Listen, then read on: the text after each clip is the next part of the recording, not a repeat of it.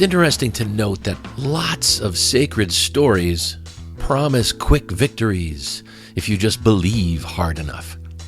But real life asks for something slower and much harder. Help each other. Learn and teach patiently. And maintain a resilient, steady courage when justice takes its sweet time. Welcome to Mythologizing the Bible, where we'll be taking a look at 3 readings from the Christian Bible through the lens of sacred myth. As we reflect on the readings for the 29th Sunday in Ordinary Time, Cycle C, we'll explore how human interdependence outperforms miracle thinking, why wisdom shared with patience changes hearts more than criticism does, and how persistence aimed at what is truly just moves the world inch by inch. In this episode, we're asking an honest question. What happens when we set aside supernatural shortcuts and focus on the values underneath? Mutual support, careful instruction, and resilient action. Because if faith is going to help anyone today, it should look less like waiting for lightning to strike and more like people holding one another up and sticking with it until the job is done. So grab a comfy seat, a glass of your favorite beverage, and let's look at some ancient stories together in this edition of Mythologizing the Bible, where we'll be exploring the readings for the 29th Sunday in Ordinary Time, Cycle C of the Roman Catholic Lectionary.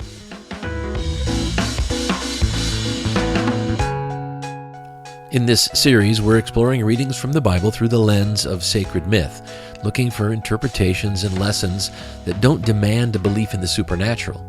Now, what that means from a practical standpoint is that we will assume that these stories and writings are fiction, written by pre-scientific people with their own agendas and different audiences. Now, you might agree with the lessons I find, but I encourage you to look for something that rings true to you. Part of the beauty of understanding these writings as sacred myths is that we're free to interpret them for ourselves. We're free to learn the lessons that we need right now. So with that, let's dive in. As I said, tonight we'll be looking at the readings for the 29th Sunday in Ordinary Time, Cycle C. Our first reading is from the book of Exodus. It's chapter 17, verses 8 through 13. Our second reading is from the second letter to Timothy.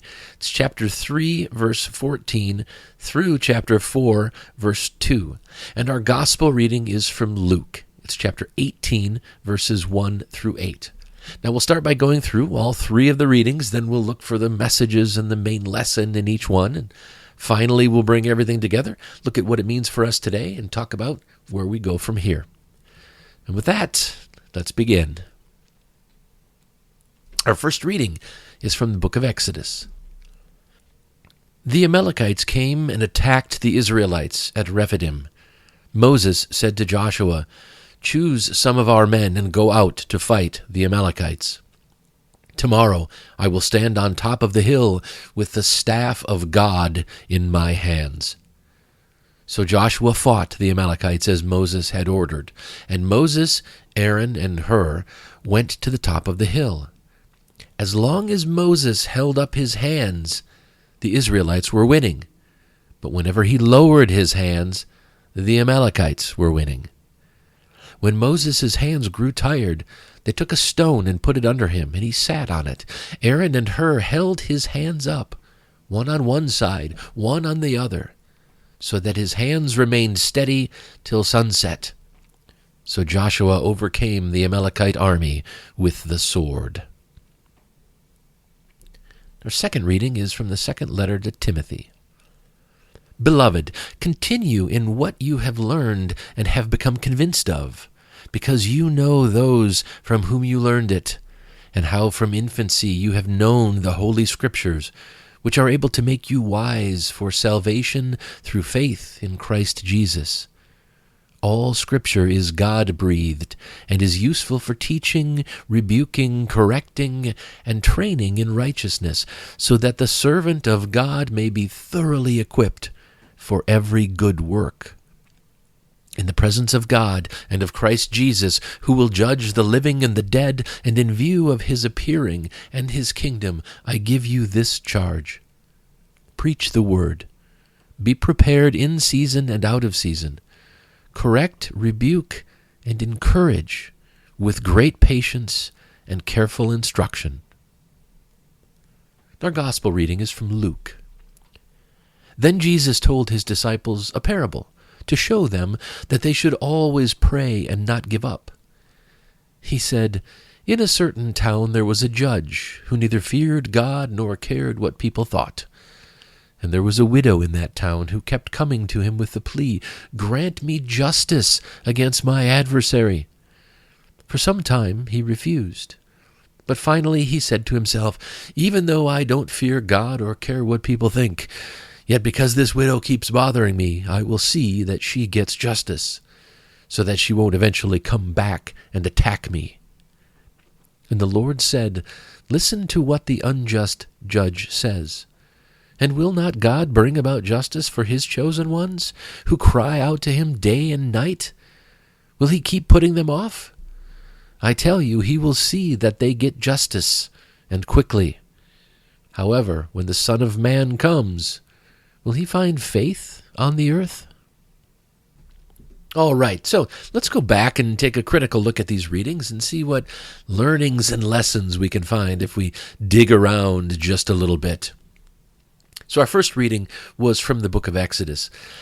And if we peel back the mythic mechanics, right, arms raised, fortunes rising, we're left with a very human scene. A leader who underestimated the plan, overestimated his stamina, and survived that gap because others stepped in. The universal truth here isn't pray harder, win battles. It's that hope and hustle aren't a strategy. Preparation should involve community because then strength is distributed. What actually changes outcomes is when the people around us notice our limits and choose to share the load. Most of us start projects like Moses did, right? Plenty of conviction, not enough support structure. And then fatigue shows up, whether it's in parenting, caregiving, leadership, community work, you name it. The quiet heroes are the Aarons and Hurs, teammates, partners, colleagues, those people who stabilize things when we start to wobble. Humanistically, that's the lesson. Competence doesn't need to be solitary, and credit should travel to the hands that hold us up.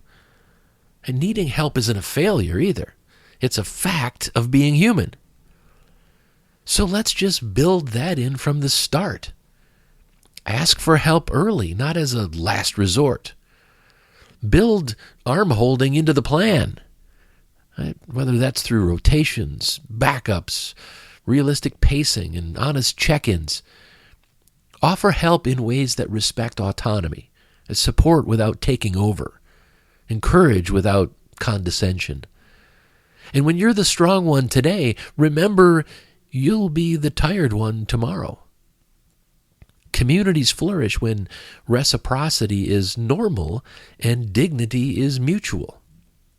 So the main lesson I got from our first reading is that we should both give and accept help. The heart of this story is not divine intervention, but interdependence.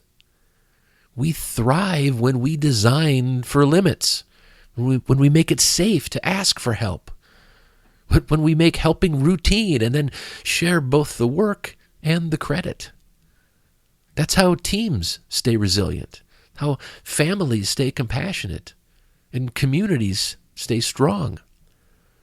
I just put it simply, we should both give and accept help. Our second reading was from the second letter to Timothy. And again, if we strip away the supernatural claim about inspiration, we still have a rather timeless challenge. Become a student of wisdom, then pass it on responsibly. The impulse to rebuke and correct everyone else is very common. But having the discipline to start with ourselves, well, that's rare. Before judging others, we should take a closer look at our own habits, our own biases, our own blind spots. That's humanistic accountability, a little self-scrutiny before criticism of others. So our advice and counsel then comes from practice, not self-righteous posturing. Now, this letter has traditionally been attributed to Paul. And then when more recent scholarship determined that it's highly unlikely that Paul wrote it, the church then said, well, Paul didn't actually pick up a pen and write it, but it was written under his authority. Okay, whatever. The fact is that this wasn't written by Paul. But regardless of who wrote it, the author's goal is readiness for every good work. That's what it says. It doesn't say that you should seek wisdom and be ready so that you can win every argument, or so that you can convince everyone to do what you want them to do, or that you can take control of the government so you can force your beliefs on everyone else. None of those are good works. So that's not the message here at all. Needing wisdom also means the ability to discern, because good work needs more than certainty. It needs competence, empathy, and clarity. The author emphasizes the need to exercise patience, because patience creates the space where people can ask questions without fear of judgment. Careful instruction turns values into skills. How to listen, how to weigh evidence and spot misinformation, and how to revise opinions and make choices that reduce harm and increase human flourishing. When wisdom is taught like this, it equips. It doesn't shame. Let's also talk about a modern distortion we see in the reading, using rebuke as some sort of license to judge and condemn everyone who disagrees with you. That shortcut feels powerful, but it produces shallow conformity and long-term resentment.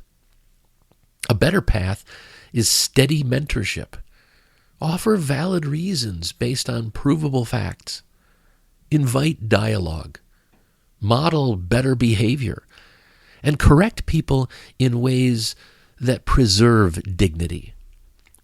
The point isn't to win. It's to help one another grow into people who do more good more often with fewer unintended harms. Anyway, the main lesson I got from our second reading is that we must share wisdom with great patience and careful instruction. From a secular perspective, this passage points to a craft. Seek wisdom, live what you learn, and teach in ways that help others actually change for the better. Make self-correction your first correction. Make patience your tone, and then make sure that careful instruction is your method. Aim all of it toward tangible good. Families that communicate better. Teams that collaborate better. Communities that treat each other better. That's how wisdom travels well. We must share wisdom with great patience and careful instruction.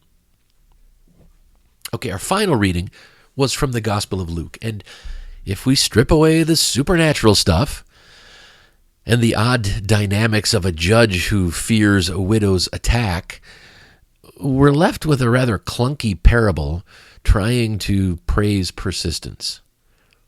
The problem is that this parable confuses moral urgency with intimidation and paints the authority figure, the judge, as uncaring until he's pressured by the widow.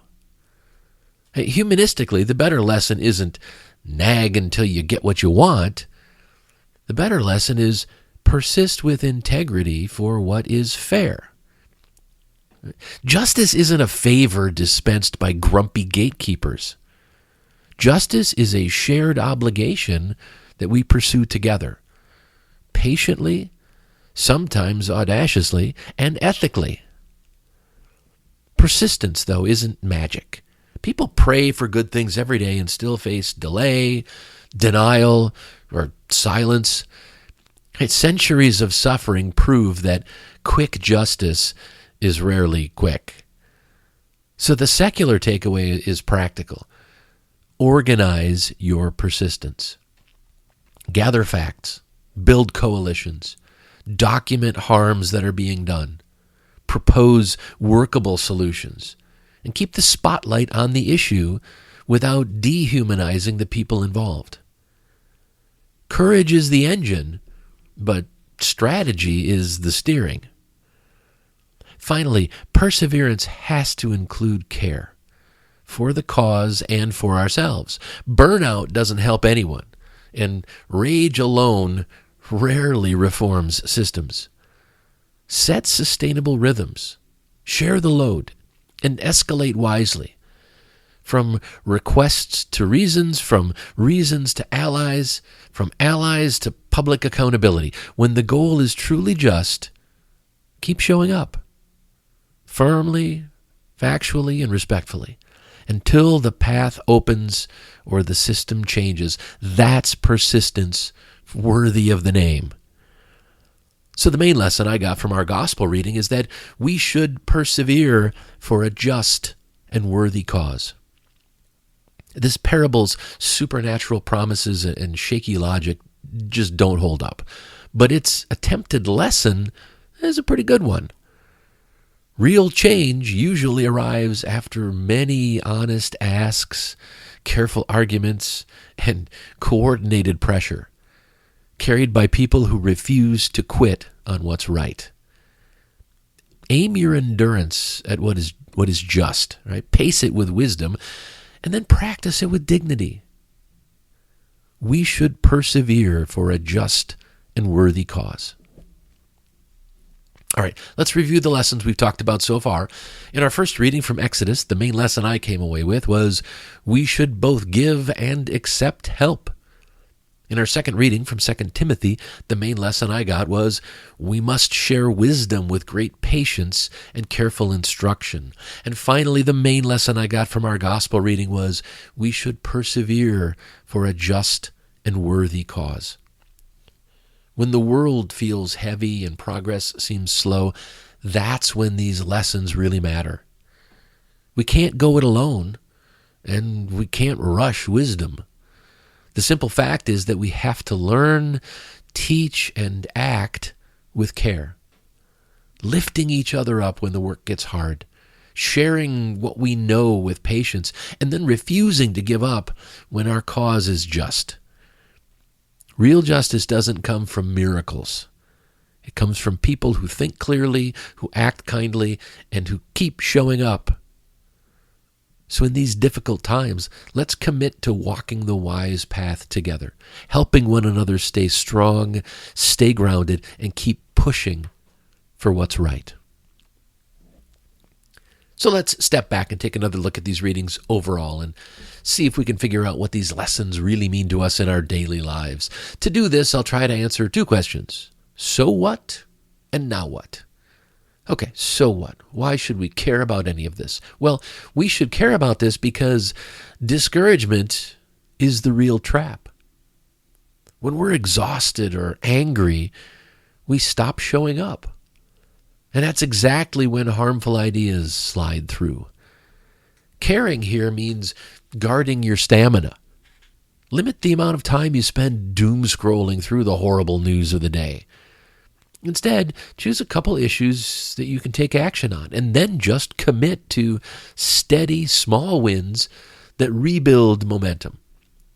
If we all do this, it will make a difference. This is important because we're stronger when we're in formation together, not operating as solo heroes. When we feel isolated, problems feel unbeatable. So pair up, join a local group, rotate roles, and share scripts, data, and talking points.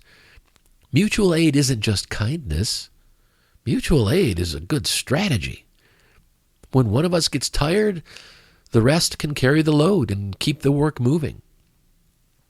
We should care about this because wisdom is the only thing that will beat all of the noise. Outrage spreads faster than facts, but it doesn't build anything. So be wise. Verify claims before sharing things you read, see, or hear. Follow and cite credible sources. And focus on actions that matter. Local meetings, campaigns around the issues you've chosen. Become a court watcher who observes and documents courtroom proceedings to assess fairness, transparency, and adherence to legal and constitutional standards. And submit written comments on policies and regulations. The idea is to aim for outcomes, not just arguments. This is important because perseverance also needs a plan.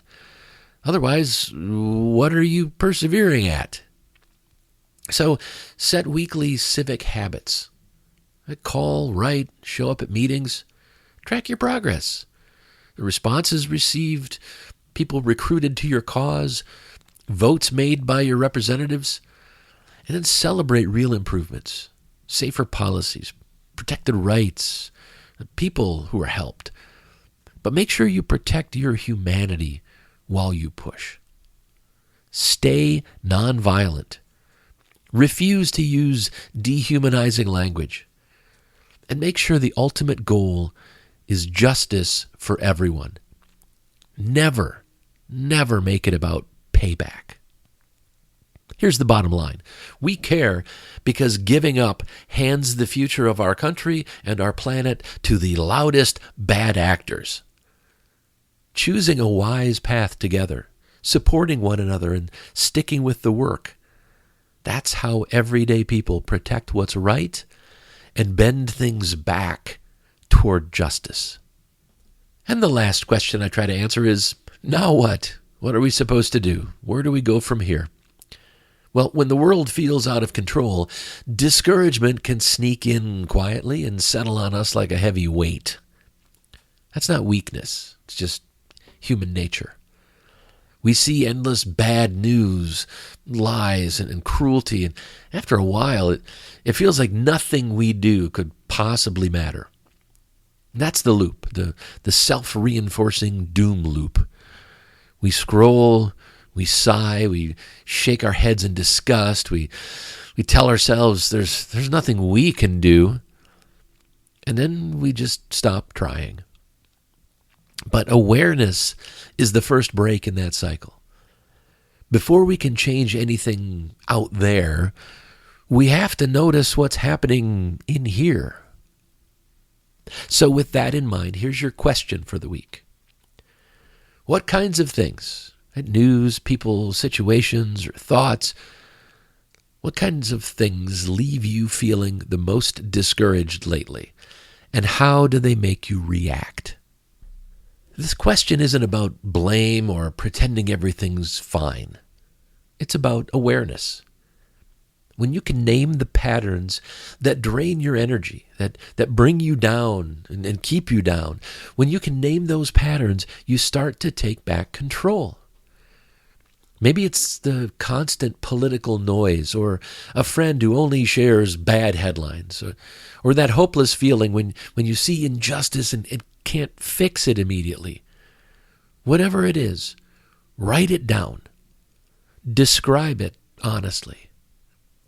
I journal every single day, at least 750 words. I started tracking my journaling in November of 2015, and since then, I've written over 2,900,000 words. It was during that journaling that I first identified how discouraged I was getting, back during the first Trump administration. At the time, I was working for the federal government in Washington, D.C., so it was impossible to get away from the craziness.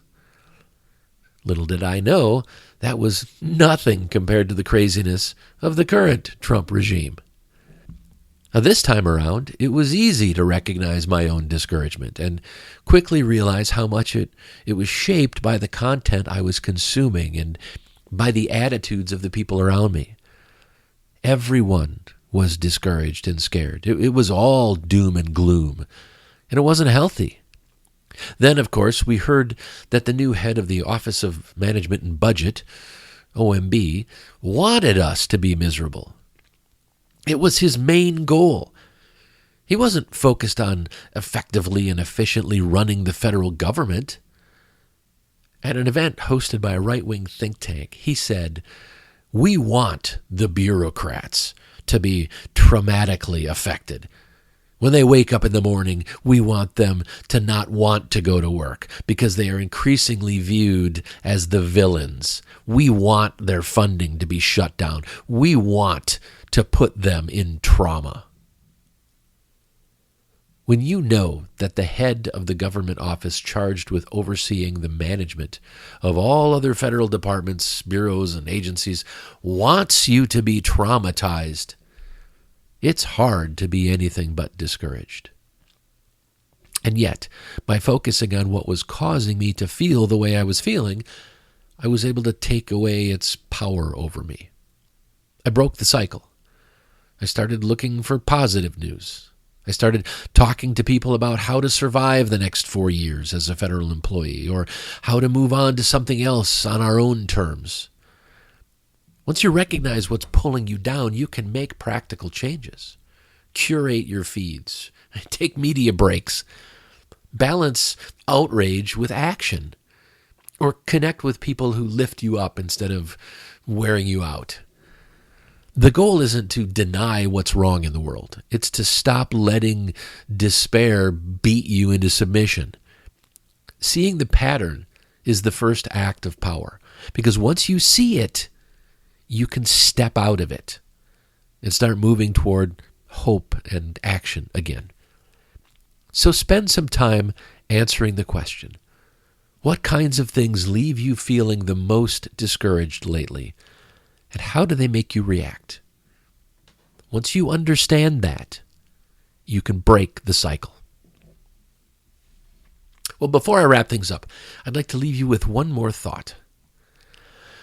Marcus Aurelius, Roman emperor and philosopher, once said, "You have power over your mind, not outside events.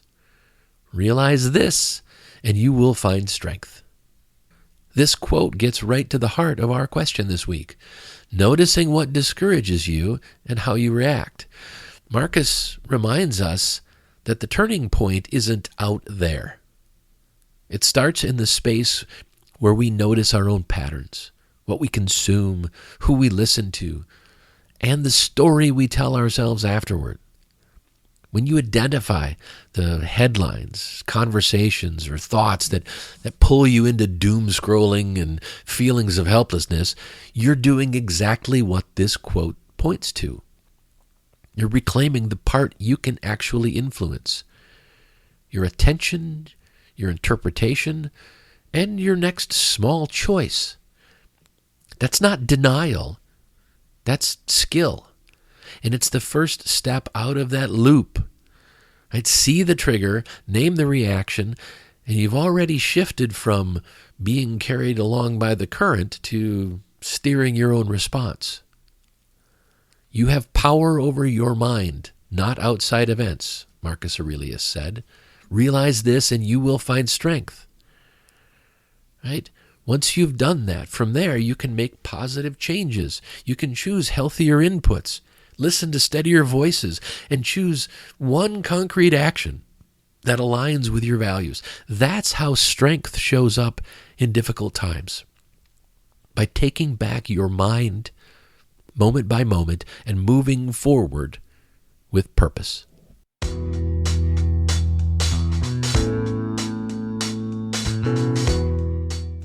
All right, we've come to the end of this episode. Thanks for joining me. I'll be back again next week. But in the meantime, I encourage you to engage with our question for the week. But also pay attention to any important lessons you come across, wherever you find them. You'll create a more purposeful and joyful life, and you'll start to feel more connected to the world and the people around you. I hope you enjoyed this episode of Mythologizing the Bible as we did a deeper dive into the readings for the 29th Sunday in Ordinary Time, Cycle C of the Roman Catholic Lectionary. Remember that it's critical to help one another stay strong, stay grounded, and keep pushing forward for what's right. The Bible readings used for this episode are from the Holy Bible New International Version, NIV. Copyright 1973, 1978, 1984, and 2011 by Biblica Inc. Used by permission, all rights reserved worldwide. Thanks again for listening. If you like this content, please consider telling a friend about it. The more people who hear the positive messages I'm sharing, the better. Mythologizing the Bible is a live-streamed series held most Thursdays at 8 p.m. Eastern Time on twitch.tv/thecodaproject. Every week, the audio of these Mythologizing the Bible presentations is released as a podcast. You can find both the podcast and the occasional video versions of the presentations at thecodaproject.com. To learn more, to subscribe to my mailing list, and to keep up on everything I'm doing with the Coda Project, please visit thecodaproject.com.